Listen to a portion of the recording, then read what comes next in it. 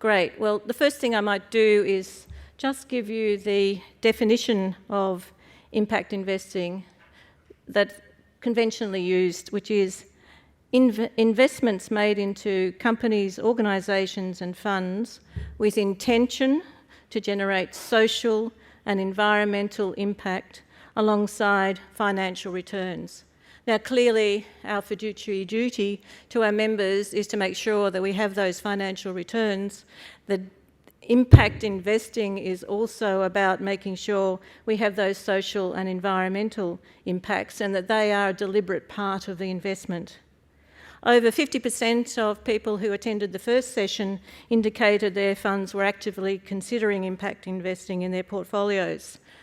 This morning's session was quite narrowly based on social impact bonds in Australia, with a passing reference to perhaps social housing and adequate housing. The great thing about this afternoon's session is that we're going to be able to broaden out our view of impact investing to look at across asset classes what sorts of impact investing projects are being developed in Europe, in the United States, in South America, in Africa, in various other parts of the world.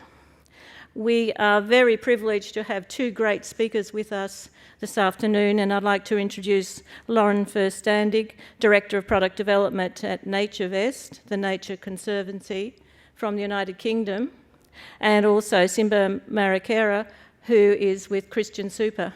We've got two visions, if you like. We've got someone who's from a funder, as in a superannuation fund, and we've got Lauren speaking from the point of view of the user of funds. They will both speak about impact investing from their own perspectives, but the great thing that we have today, this afternoon, is an opportunity to hear from them about case studies. So a very practical and informative session on how impact investing is actually being used to make a difference. The format that we'll use is Lauren and Simba will each speak for around about 10 minutes, and then we'll have a Q&A session. So just reminding you that the AXA IM Live Q&A is now open, and I encourage you to put up your questions. In the Q&A session, we'll also have a roving microphone if you're more comfortable with a more conventional way of asking your question. So the first thing I can do now, after finishing the introduction, is to ask Lauren to address us. Thanks, Lauren.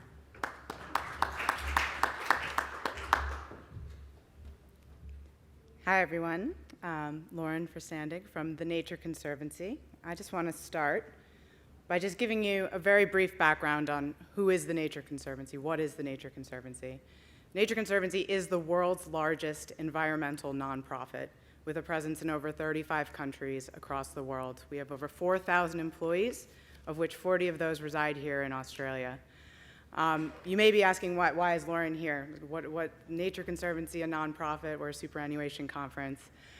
Very good question, actually. And part of that is the impact investing market. It's a market that was touched on earlier. It's a very dynamic and growing market. It's still in its nascency, as everybody on the panel earlier today mentioned, but it's an area that the Nature Conservancy, about a year and a half ago, identified as being the way forward for conservation, for environmental conservation and also for social outcomes. A year and a half ago, the Nature Conservancy, with the great support of our founding sponsor, JP Morgan, launched a team called NatureVest, which I'm a part of. And it's part and parcel of the Nature Conservancy, but it is our goal to tap into what we've estimated to be $23 billion conservation impact investment market over the past, from 2009 to 2013, to create a pipeline of deals that basically value the environment and have the environment as the means through which investors can make a financial return, and obviously there will be an environmental return associated with that as well.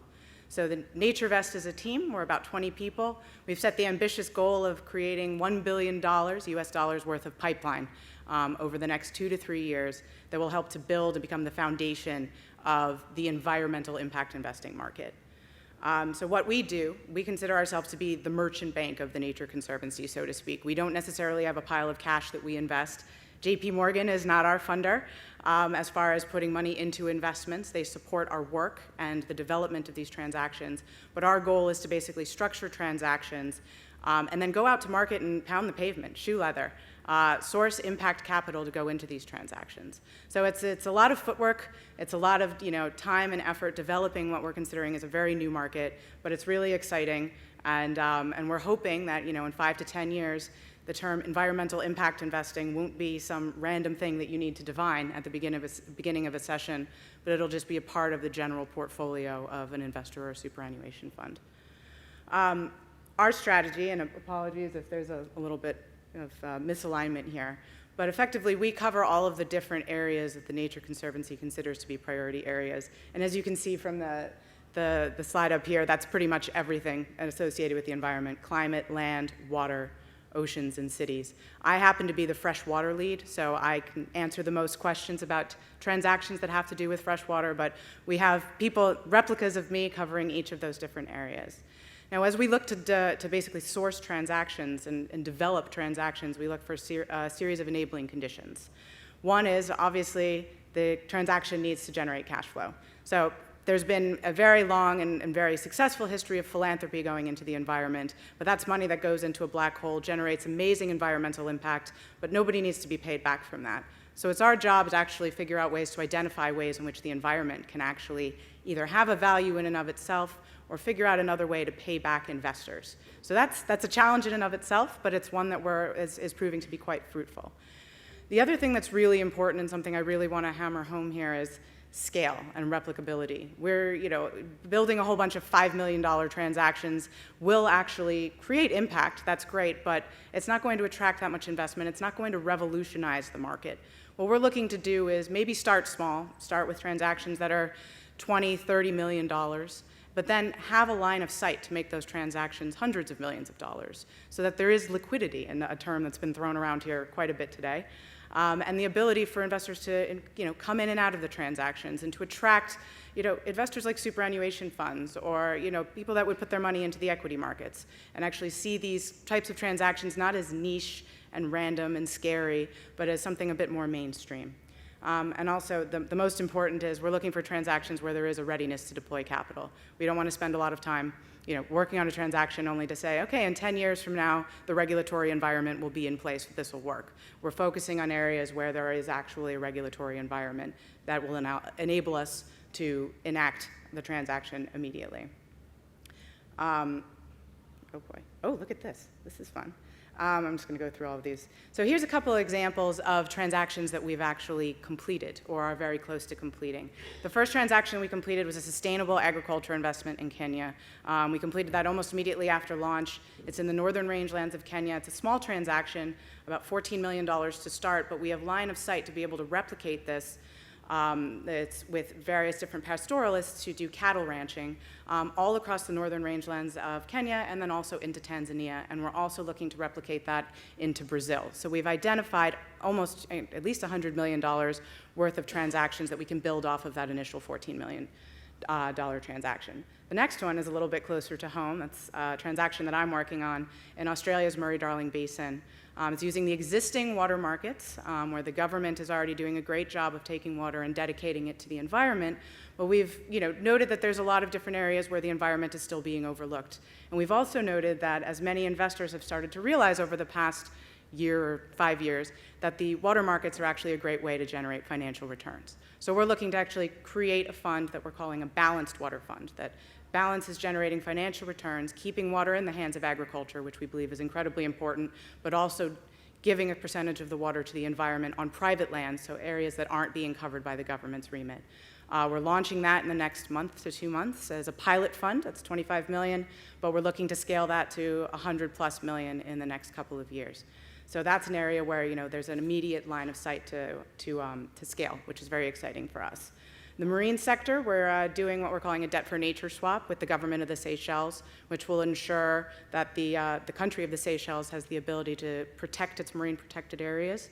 up to 50% of the marine protected areas around, or if the EEZ around the Seychelles will become marine protected areas, which is incredibly important.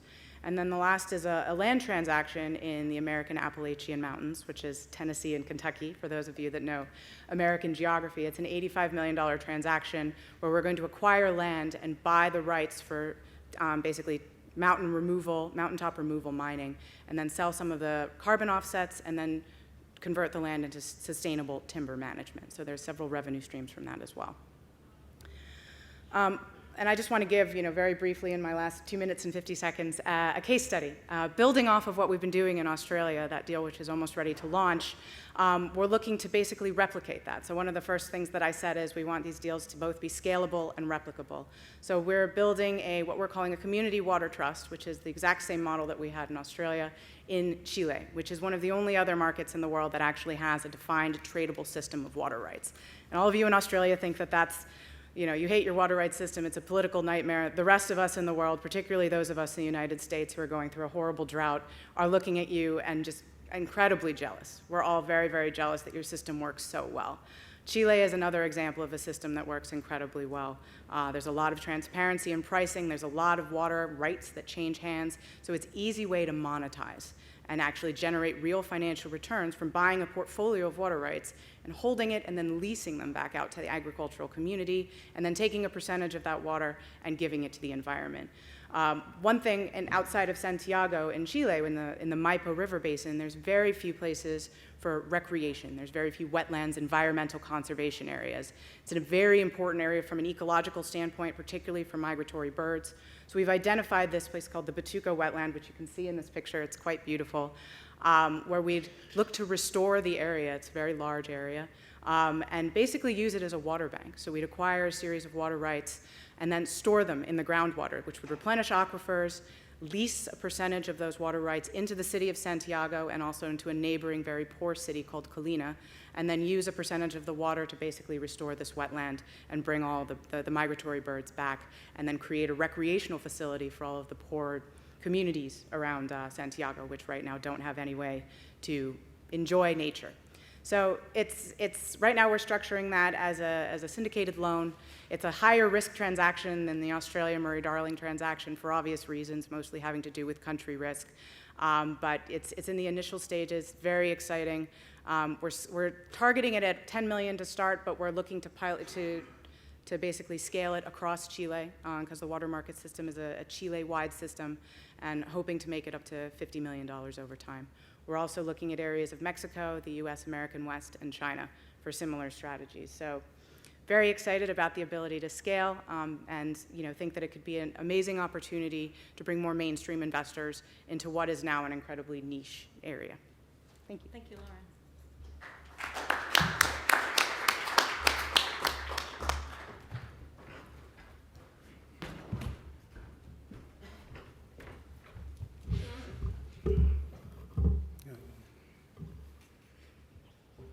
Hi all, thanks for coming. Just wanted to, spend a few minutes exploring, the area of social impact investments.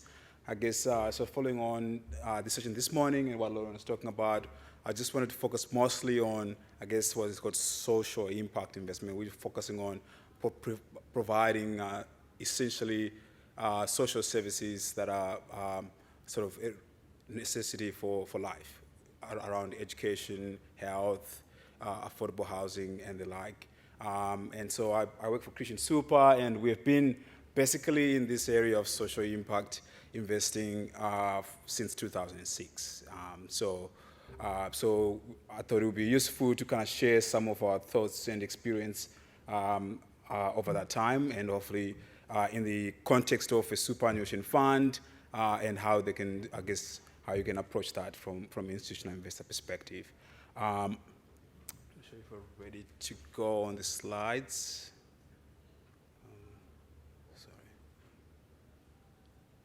Sorry. All right. So I'll just give a brief background on Christian Super, who we are.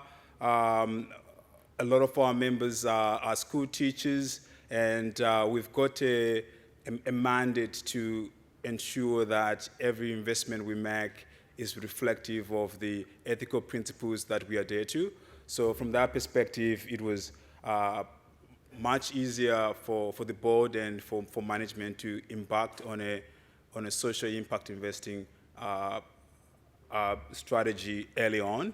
And so we basically decided to invest in things like clean technology and microfinance early on, as early as 2006. And we actually made our first impact investment back in 2006. We spent about 3 years. This sort of is a reflection of how far we've come. We spent 3 years trying to find an appropriate microfinance investment, and then we end up doing our first one in 2009. These days, we can, if you want to invest in microfinance, there's plenty of options, and it probably can take less than a few months to do a deal. So we were right at the beginning of when institutional capital was going into microfinance. And in 2012, having sort of learned our lesson between 2006 and 2012, the board made a sort of a board decision to say we want to invest about 10% of our farm in impact investment. So that sort of gave us a mandate to go out into the world basically and actively pursue opportunities. And so the question that we usually get is, if you're going to invest globally, how do you get those deals? Because the issue has always been the pipeline. How do you build the pipeline? And from our perspective, we have been very intentional in terms of how we try to acquire deals. And a lot of it, we are a relatively small super fund, so we were definitely leveraging global networks for us to be able to do that. For example, we were probably one of the first signatories to the UNPRI, and through that network, we've been getting a lot of deals since 2006 when we went in. We are a member of the Investor Council of the Global Impact Investment Network. This is a network of all the asset owners as well as investment managers, intermediaries that are involved in the impact investment space. So the names such as JP Morgan is part of that, as well as the Bill and Melinda Gates Foundation, the Rockefeller Foundation, and all the like. So it's a melting pot of people with interest in this sector, and we've been able to get a lot of our deal flow from that network, which has been very, very interesting. Again, there's sort of an Asian version of that, which is the Impact Investment Exchange Asia. Again, it's an intermediary that's looking to connect social enterprises or impact companies to impact capital like ourselves. So we've been getting a lot of pipeline deals from there.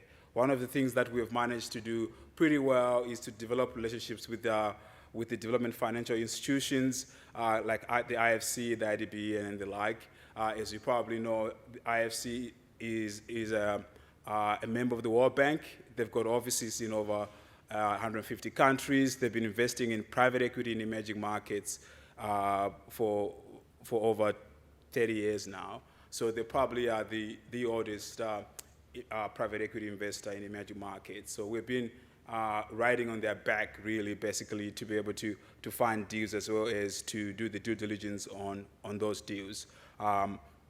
And same can be said about the IDB as well as the CDC, which is the UK version of that. So we continue to try and develop relationship with these DFIs, because we think from an Australian perspective, we're pretty far removed from a lot of the actions, especially in emerging markets, and that we may not be necessarily experts in the regulatory environment, the current market outlook of those markets. So we basically leverage the network from these organizations to be able to find deals, which has been helpful so far. And also, we've just been very active in building relationships with different players in this space, including fund managers, consultants, foundations, and others.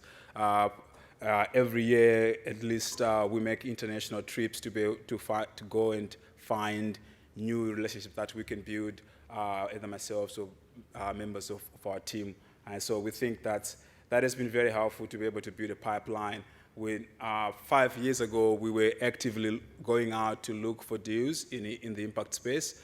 Now we are sort of getting deals because people know that we are keen to invest and that's what we want to do. And so we're sort of at a point where we have, I guess, more deals than we can invest in at this stage. So that's been sort of how we source deals globally. Our approach has been, I guess, at a high level, focusing on both the impact targets as well as the financial target. I think at this stage, our approach is we are investing in funds or companies that are providing essential goods and services to underserved or unserved communities. So that, as I mentioned, that includes sort of providing food by investing in agriculture, for example, or investing in financial services, providing, that includes sort of microfinance in communities that are unbanked, health and education, energy and affordable housing. These are all areas that we are focusing on to be able to provide that. And again, the thesis there is that, especially in emerging markets, you're starting from a low base, and so and therefore the opportunity to invest in those areas and make it a very good financial return as well as a social impact is really good. You might all be familiar with statistics such as that there are more people with access to mobile phones than clean water in Africa, for example, right? So therefore, if you find an opportunity to be able to provide clean water to people in that region, it means that you'll be able to scale up very well, which is a key thing, that your market is not 10 million people, it's 2 billion people. So that's part of our thinking around this. We also obviously are looking at market risk-adjusted returns. We are not looking to provide philanthropic capital or sub-market returns. So that's a key focus of what we do. Again, the key issues that we consider, as mentioned before, is that we are looking at providing or investing in things that have existing non-discretionary demand but have no supply. So a lot of areas where there's lack of education, health, and food, or that there is an existing demand, but there's sort of inefficient ways of providing that demand. Financial services is one good example that, the traditional model is that you need to build a branch and you need to staff the branch, so therefore people in remote areas don't have access to financial services. So right now people are coming out with efficient ways of providing banking services to people in remote areas, especially using the mobile phone. So we've been investing a lot in that. And again, there is no demonstrable sort of trade-off between impact and profitability. A lot of the things we've been investing in are actually sort of positively correlated in terms of profit and impact. So those are the things that we need to do. Of course, we need to measure the impact that we're making on an ongoing basis. There is obviously a huge debate on how do you measure impact and how do you sort of compare two projects. How do you compare an education project and an energy project from an impact perspective? But those are the sort of things that are happening in this sector, and we're actively engaged in that. Just to finish off, I just thought it might be useful to kind of give a case study. This is a deal that we did last year. We provided a syndicated loan to a student loan provider in South America. Again, we were riding on the back of development financial institutions who are working in this space, who are familiar with the markets. And again, we could prove sort of a demonstrable demand that there was a lack of financing to students. Only 2% of the university students, for example, have access to private financing. So we thought there was an opportunity there. And again, we are very keen to invest alongside other investors as a way of managing our own risk, as well as ensuring that we leverage on other people's resources as well.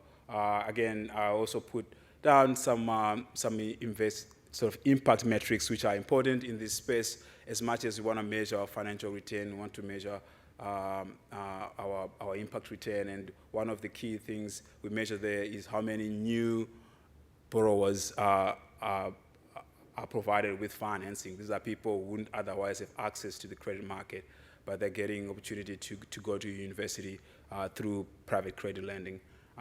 So that's that, and there's also obviously a number of metrics that we use that we can go into. So that gives a little bit. I hope that gives a little bit of an idea of how we approach impact investment from a superannuation perspective. We are definitely want to adhere to our sole purpose test of ensuring that we provide financial returns to our members, but we don't necessarily think that that is against the maximizing on the impacts, social impact as well. So that's us, Christian Super. That's how we do it. Thank you. Thank you.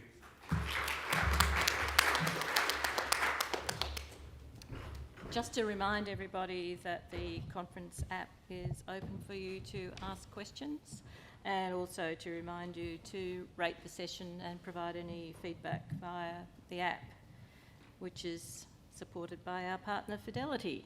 Now, questions are open. I'll want to kick off with one question, if I could, to both of you, and that is, to what extent is the state, the government, an enabler of impact investing, either by regulation or by, in the case of Australia and Chile, setting up markets where there's market failure, for example, tradable water rights, or tax regimes that may encourage impact investing? Because it doesn't happen in a vacuum, and clearly when you go into countries, you are going to be looking at the political side of things. So I'd be interested to hear your views and experiences. I'm happy to go first. Part of the reason for me as the water product development transaction person at NatureVest, part of the reason Australia was our pilot in the water sector was because there actually is a really strong regulatory environment in Australia. Clearly defined water rights, they're treated as property rights, so therefore there's a value, and it can be therefore transferred over to investors in the form of financial returns. So that regulatory role that the government in Australia very bravely took on in the water markets, we're using that as part of the marketing for our additional transactions, saying, look at the Australia example. So last week I was at World Water Week in Stockholm, which is basically a convention of thousands of scientists focusing on water. And we were sitting there pounding the table talking about how great the Australian water markets are and how the American West needs to adopt them, and other areas of water-stressed regions, China, Latin America, the Middle East, all need to adopt some form of regulatory enabling conditions such that water can be valued and therefore traded between users. That's incredibly important.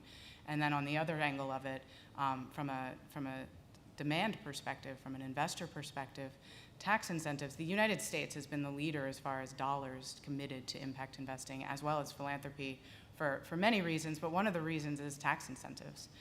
Foundations in the United States, 5% of their corpus needs to be invested in impact investing, which right there gives you many dollars that need to be deployed into various social and environmental causes. Plus there are various different tax incentives for those who give to philanthropy that aren't necessarily replicated in other countries like Australia. So I think that's a huge driver of the industry, and we're seeing that certainly in both Europe and the United States, and we're hoping to see that in Australia soon. Yep.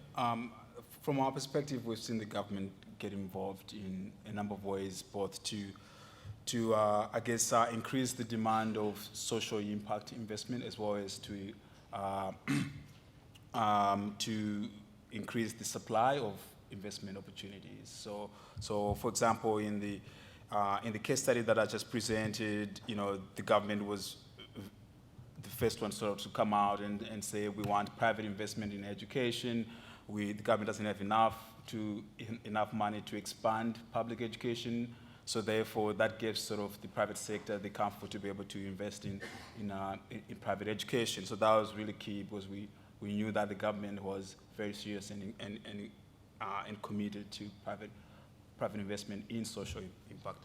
And the other thing that we've seen is that the government provides sort of catalytic capital, either in the form of providing sort of loan guarantees or first loss capital, or just providing funding as the anchor investor in a fund. So if a fund manager is trying to invest money for social impact, the government comes in and say, we're committing 10% of whatever you're trying to raise. So therefore, it sort of kicks off the momentum, and I think that sort of drives a lot of other investors to come in because they know the government is supporting that. So it's not sort of philanthropy. Capital is actually they're just coming in first, which is very, very important. And the other thing is we've seen government come in to provide sort of low-cost leverage on investments. So they basically provide sort of quasi-equity loans that have very flexible terms to be able to just leverage the investments that are being made so that